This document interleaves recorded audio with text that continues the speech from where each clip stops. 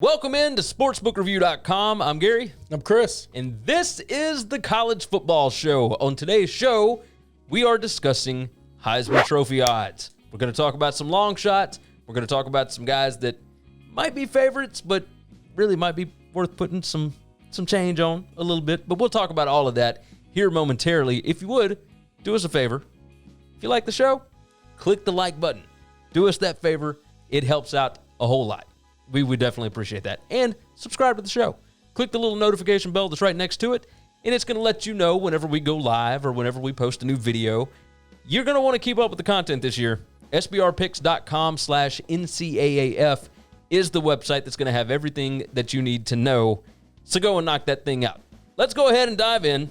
By the way, you can click the links down in the description down there. It's a lot easier. Or you can just remember what I told you. Heisman Trophy odds for 2020. Obviously, we don't have Justin Fields. We don't have anybody from the Big Ten. We don't have anybody from the Pac-12. And there are very few Group of 5 players on this list. But we do have some favorites that we want to go over, some not so favorites, and maybe a few others here and there. Chris, what are you feeling here?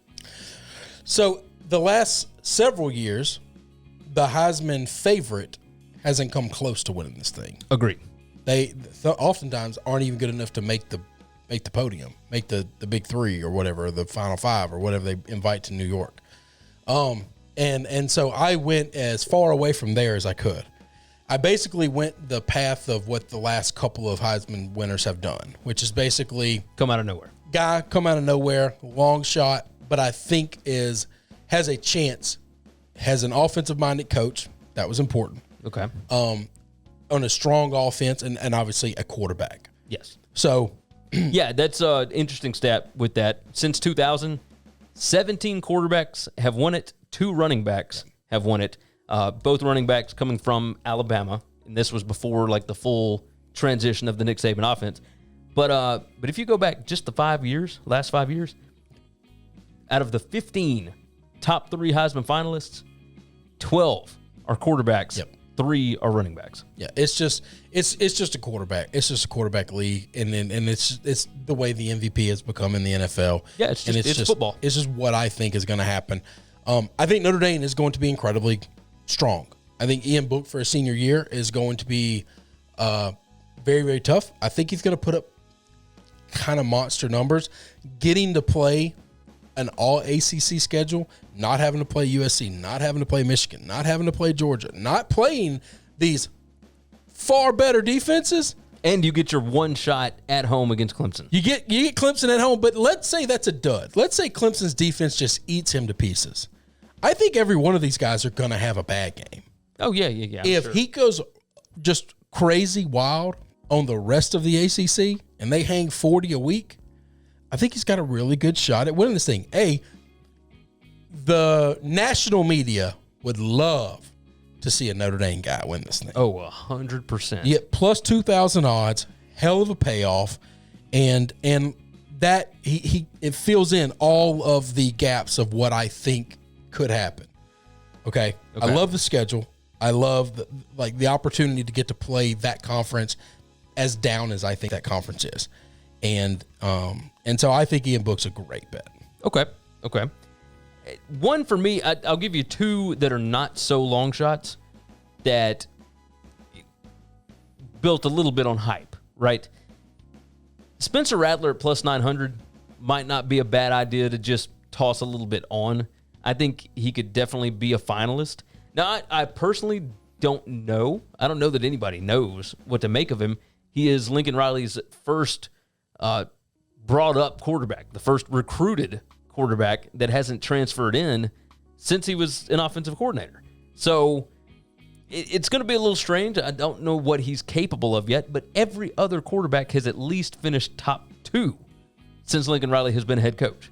Jalen Hurts last year, and 2 quarterbacks before that were both Oklahoma quarterbacks that won it. So I think Spencer Rattler has a shot. That's why it's only plus 900. And then Sam Howell.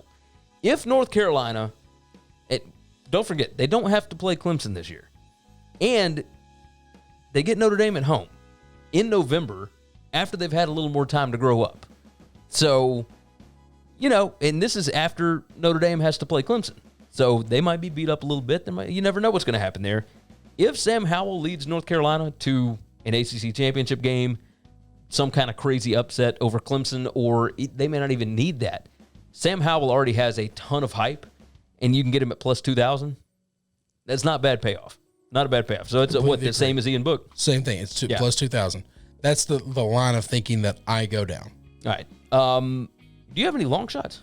Well, yeah, all of mine are long shots. I define long shot. Long shot like plus 5,000 or more. Well, okay, yeah, I've got one that's plus 5,000. I think we got the same one. Yeah.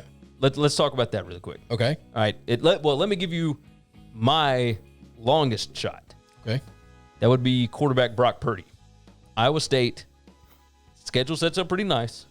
They get Oklahoma in that week 2 of whatever their conference schedule is. They get them at home. If you can find a way to win that one, you don't have to win every game. No. But he is super experienced. Matt Campbell has got a fantastic offense. I mean, his game plans are awesome. And Purdy can run the ball, he can sling it, and he is an incredible leader. So if Iowa State finds a way to go 9-1 or whatever, you get to that Big 12 championship game, you win the Big 12 championship game, obviously you're going to put up a ton of numbers. That's not outside of the realm of possibility. I mean, Brock Purdy, kind of Joe Burrow-esque in that nobody ever really talks about him, but he's still there. Like, he's at the back of your mind. Like, you know that he's there, and he's got a really good offensive head coach. Plus 10,000? I mean, you toss a couple bucks on that. That's not bad. Yeah, I mean, it's a long shot. It can happen. All right, give me your other one. So the other one we've got is the other one that's not the one that we have the same? No. You've got one long shot that's 5,000 or more, right? Yeah. Yeah, go ahead. It's we've Kellen got the same Mond, one. Yeah. Texas A&M. Yep. I think they have a chance to go 9-1. I think this is going to be the best team that Jimbo has had at Texas A&M and since he's been there, and I think they have a chance to put up special numbers. With that being said, now he has not been great the last couple of years. He has underperformed. He was second in the SEC in total yardage last year. Yes, but that's one of those stats lie all the time. Yeah. But that doesn't mean that another offseason, another year to put things together, they're not going through a transition. They're not changing the play caller. They're not changing the head coach. They didn't change a whole lot about their system at all. COVID wasn't going to set them back a whole bunch. Yeah. Okay. I think they got a chance to come in and put up some big numbers. Now, they're going to have to do it against really good defenses. Oh, yeah. Okay. They're going to have to play LSU. They're going to have to play Bama. They're going to have to play Auburn. They're going to have to play Florida. Those are 4 stout defenses. Those will be 4 top 10 defenses when the year's done. It is a ton of Heisman opportunities. Yes, that's right. Yeah. Because if he does it in big games on the big ESPN or ABC game or the CBS game over and over, week in and week out, that's how you get this trophy. Yes. That's what Burrow did last year. Yes, and that is plus 5,000. Yes. And I don't think you have to be Burrow. I don't think you have to go 10-0. I don't think you have to win all those games. I agree. I don't think you do either. I think you win the SEC, you get into the playoff, you can win the Heisman Trophy, whether it's 2 losses or whatever this crazy season looks like. I have got 3 guys that I think are going to be finalists, that I think are going to make it to New York, and they are all a little spaced out. So let me go on and start with the guy that I don't think is going to win it, but who I think will be there. I think that's Trevor Lawrence. I know that he's the favorite. I understand all of that. And the reason I'm going a little different this year, right? Because the favorite almost never even gets there anymore. Yeah.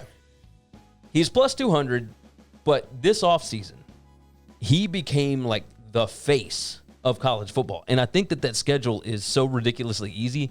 Last year, for the first however many games, they just kind of let him mess around. And it knocked him out of this race early. I think this year you get a much more focused. You don't have that defense to really lean on as much. You're losing several guys on offense. I think he stays focused for the entire year. And because that Notre Dame game is late, I think he's got a shot at a Heisman moment at that point. Because he didn't have a single Heisman moment last year. There wasn't a single game that was even really questionable except early in the season in like the 3rd game against North Carolina. And nobody thought anything of North Carolina at that point. This time, you could have undefeated Notre Dame, undefeated Clemson in November in South Bend, you got a shot at a Heisman moment at that point. And everybody likes this dude now because of the hashtag We Are United thing. So, with that said, I think that he can at least get to New York because I think that people are going to vote him in because of what he did in the offseason. I know it's ridiculous. Getting to New York, he's a 200 plus 200 favorite when everybody else is plus 1,000 or more, Gary. Yes, he's going to get to New York. He's going to moonwalk to New York. They're not going to lose a game. We'll see. Okay. We'll see. That hadn't always been the case where the favorites get there or don't get there, whatever. Anyway, my two that I think are going to be at the top of the voting, and I think this is going to be a close one. I've got Najee Harris at plus 3,000. Now, hear me out on this. I think offenses could be a little behind the eight ball this year because I think chemistry with these spread offenses and whatnot, the things that they like to try and do, I think chemistry could be a little bit weird this year, right? COVID, they're trying to keep everybody away from each other, spacing out practice, all this kind of stuff. I think that could be a little strange for some of these quarterbacks. If you're going to go running back, go an Alabama running back. Alabama's offense, I think this year is going to lean a lot more on him. So plus 3,000, I don't think is a bad option here. And then the guy that I think is actually going to win it is Sam Ellinger at plus 1,400. I love Mike Yurcich. I think he's going to do fantastic things in Austin.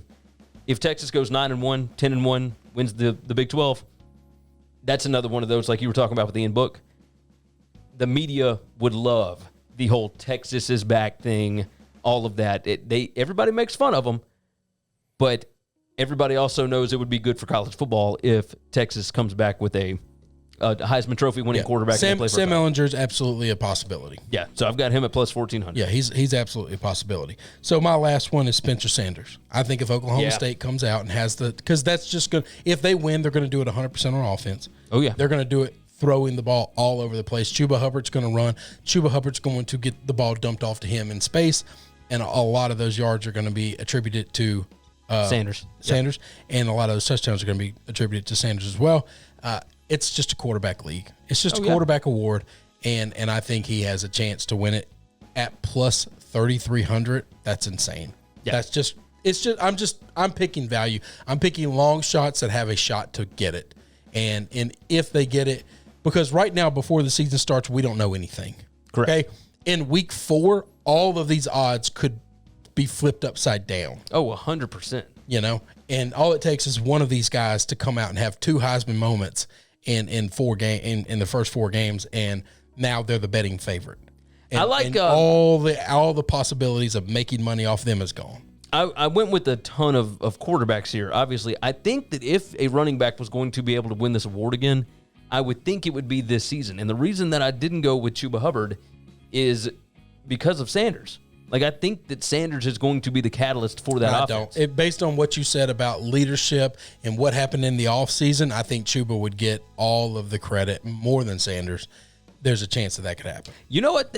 Same thing that we were talking about with Trevor Lawrence. Yeah. Same thing could happen. That's what I'm saying. You're right. So he's got a better shot at it than anything else. But I think it's a quarterback's league, and, you know. So Chuba is at plus 2,000. Yes. See, I don't think Mac Jones or Bryce Young, the 2 Alabama quarterbacks, I don't think either one of them has a chance at a Heisman, which is why I think that Najee Harris, who I think that the offense is going to be really predicated on, I think he's got a shot there. I don't think there's anything he can do. You might be right. And it's just strictly it's a quarterback's game. It's a quarterback award.